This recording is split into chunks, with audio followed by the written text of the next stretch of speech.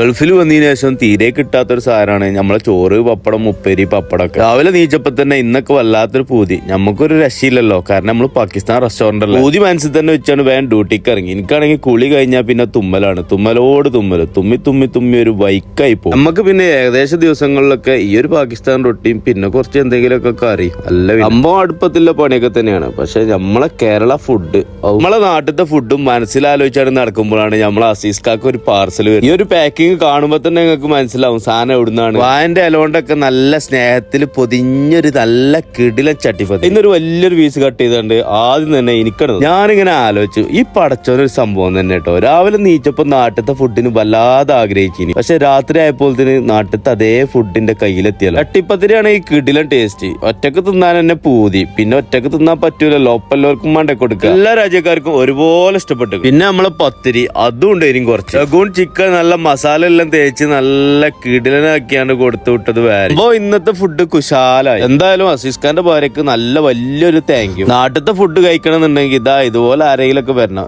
നല്ല അടിപൊളിയായിട്ട് കഴിക്കാം. ഭക്ഷണമൊക്കെ കഴിച്ചാണ് പിന്നെ നേരെ റൂമിക്ക്. ഇന്നാണെങ്കിൽ സോപ്പ് പൊടിയും സോപ്പും എല്ലാം കിട്ടിയൊരു ദിവസമാണ്. റൂമിലെത്തിയപ്പോൾ പതിവിലും നേരം വൈകി നിന്ന് വേഗം പോയാണ്ട് ഒന്ന് കുളിച്ച് ഫ്രഷ് ആയിക്കാണ്ട് വേഗം ഉറങ്ങണം. ഇന്നാണെങ്കിൽ നമുക്കൊരാളൊരു ഗിഫ്റ്റ് അയച്ചു തന്നീ, അതുകൊണ്ട് കയ്യില്. അതെന്താണെന്നില്ല ഞാൻ നാളെ പറയാട്ടോ. അപ്പൊ ഇതും ശുഭം.